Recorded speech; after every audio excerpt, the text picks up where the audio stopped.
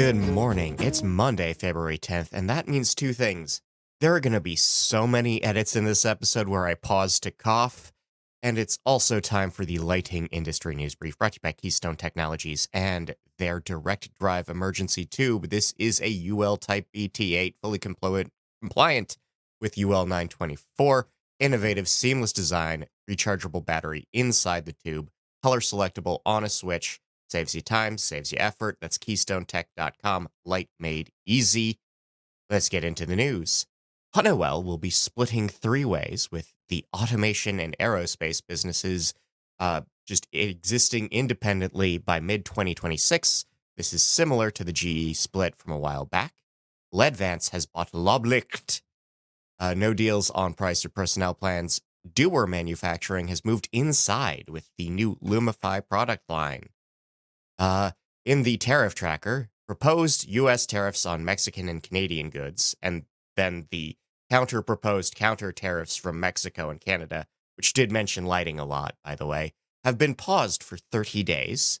China has set counter tariffs on U.S. goods, including rare earth dependent ones, while also making complaints about tech monopolies to the World Trade Organization. The NAED and NEMA, National Association of Electrical Distributors, and the National Electrical Manufacturers Association have issued statements that are pro-Chinese tariffs. The National Association of Home Builders and the National Electrical Contractors Association have issued statements that are pro-delaying the tariffs on Canada and Mexico. Meanwhile, LMPG has promised no price changes in 30 days if the tariffs go ahead. Satco has promises no changes to price or stock levels either, and Lumenworks will not be updating prices either. In executive order updates, the IRA and the IIJ projects have had billions of dollars in funds frozen. Will they thaw? We may never know. And the United States Postal Service paused, then unpaused package service from China and Hong Kong. This was a reaction to the end of a duty-free exemption for parcels worth less than $800. It's confused. I'm confused. This whole section is about me being confused. The future of Ukraine aid may depend on rare earths deals, which means that U.S. military support in the region might require access to Ukrainian lithium, beryllium, manganese, gallium, zirconium, graphite, apatite, fluorite, and nickel, all of which are used somewhere in electrical and electronics manufacturing. Sonpar has aligned its Midwest operations with Echo Electric branding, covering 8 states now in the Midwest. We have new publications from Lighting Europe. These are new documents, one of which calls for standards for radio equipment, one offers updates on guidance for lifetime metrics, and one is a new guide for emergency lighting. Southwire will be opening a new distribution center. This is 1.2 million square feet in Bremen, Georgia. Profits down at Ushio. Sales have been slipping over 9 months. Sales down at Hubble. Q4 net sales were down 1%. Illinois may make daylight savings time permanent. That's good. Italy has ended daylight saving time in 2025. Molto bene. We have record sales from AD in 2024 with $83 billion across the entire network. This is after merging with iMark. We have Q1 at Emerson, sales up 1%. Record growth at ABB with 7% increase in sales. Q4 at Eaton shows sales up 5%. Signify has announced a new share buyback program. It will be spending 150 million euros to bring shares in-house. Visionaire may be sold. They are in distress, and Nature's Miracle Holdings is in talks to secure them. Olympia and Turtle & Hughes has secured a new contract with the New Jersey Education Services, which means that they will be providing LEDs to schools across the state through 2028. Great Lakes Industrial has bought Elk Grove Rubber. They make rubber components for a number of industries. No details on price to the public. HLB has opened a new studio. This design studio is now open in Chicago. NAED has partnered with DSG. That means members now get discounts on distribution strategy group events and services. Eaton has updated their new testing facility. This is a new lab to certify refurbished products in Tziu, Poland. I have absolutely mispronounced the name of that city in Poland. I am sorry to the people of Poland.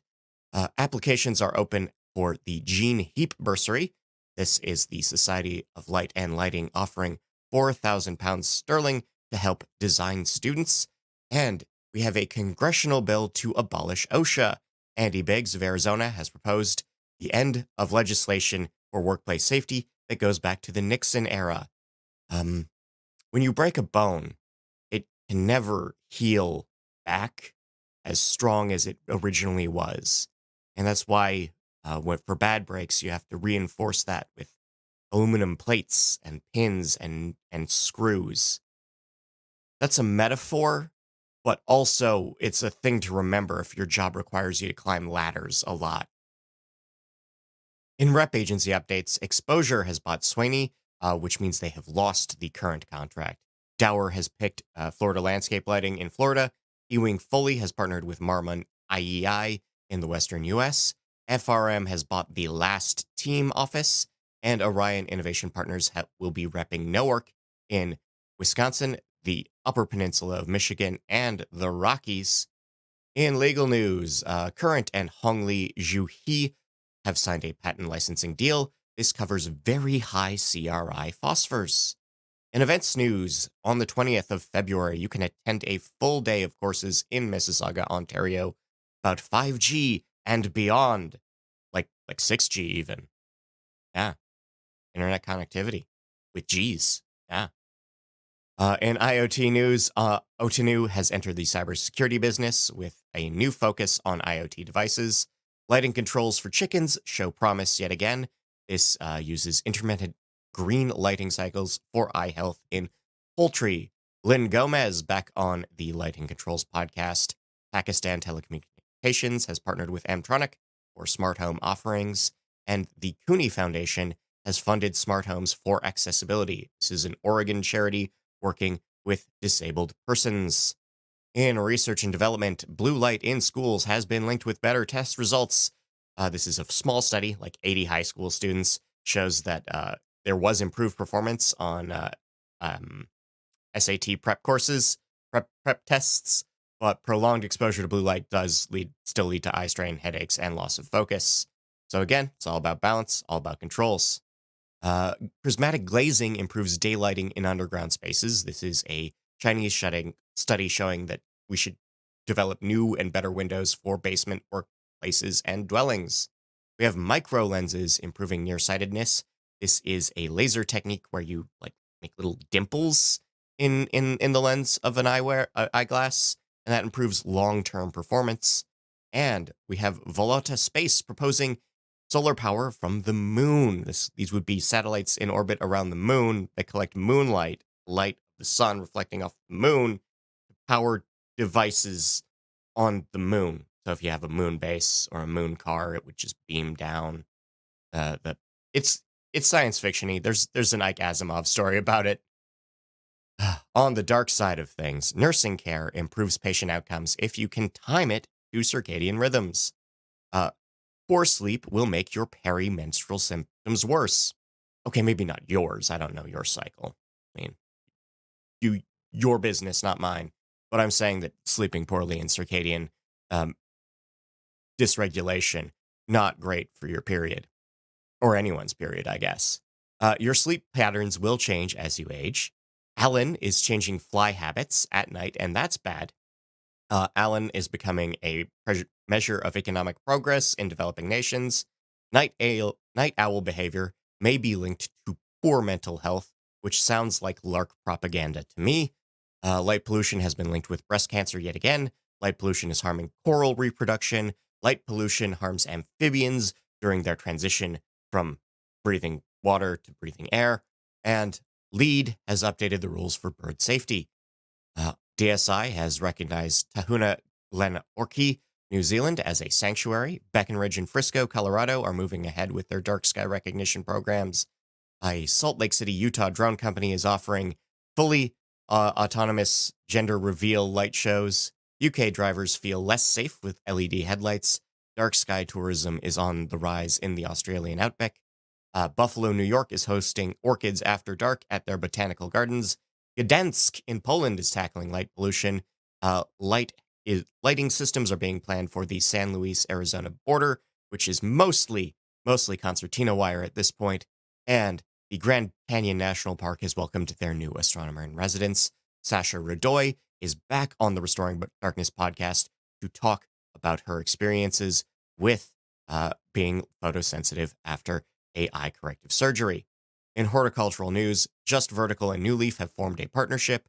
Solum has installed a research vertical farm at Lafayette College. Little Leaf Farms has secured $155K in grants. Cubic Farms has had their cease trade order lifted. Goa, India is banning field conversions and focusing on vertical farms. And the College of South Maryland is offering a vertical farming course. In recommended reading, we can talk about tariffs, what happened last time, what executives have to say about the tariffs now, and what happens when Trump breaks trade deals. China wins. That's what happens. We have the question of will we switch from CRI brackets RA to CRA brackets RF, and why that could matter. The Internet of Advertising and Municipal Contracts. Should manufacturers publish like-for-like data? We have Going to the Death Valley Dark Sky Festival, what it takes to illuminate the largest Hindu religious pilgrimage ever. 30,000 lamps involved in this project. We have Recapping Lightovation 25, a recap of Lightapalooza 25. We have Getting Owner Buy-in for Controls.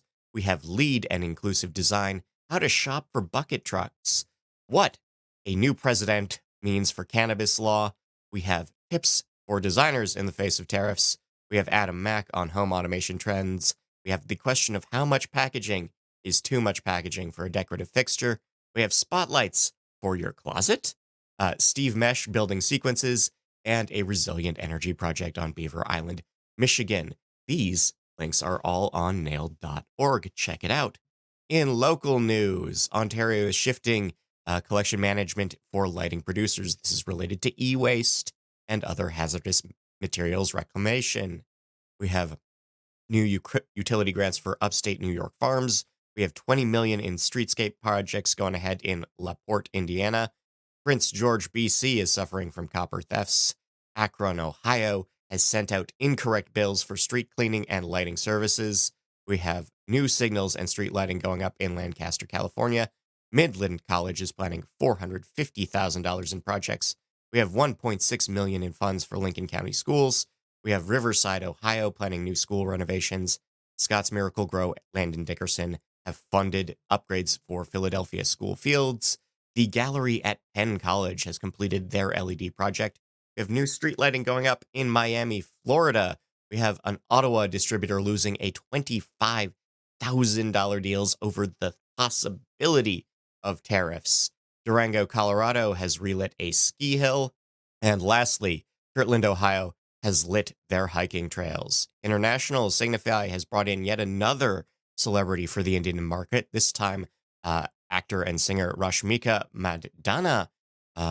We have a new climate initiative going ahead in Japan.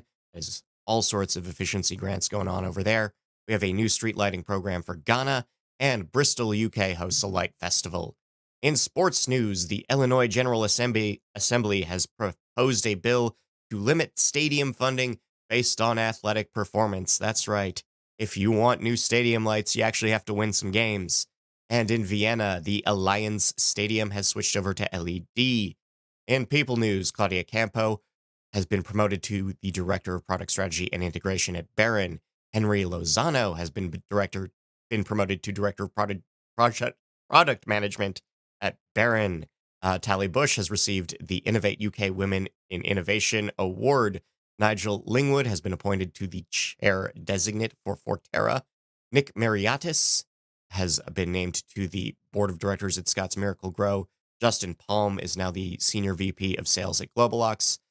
Martina Mercurio is back as the Senior Sales Rep at Ledvance for the Central Region. We have a new CEO at Celix and Zoom Tabel's U.S. divisions. We have Michael Hurd being named the VP of Business Development at Robertson Electric. And lastly, Aberdeen, Scotland is hosting giant illuminated inflatables and slinkies. Salon, Ohio is offering Cosmic Pickleball. That's right, the thing that used to be cool about bowling 20 years ago. Uh, the question of can you power an electric light from the conductivity of a fire? Don't do this at home, but it is cool.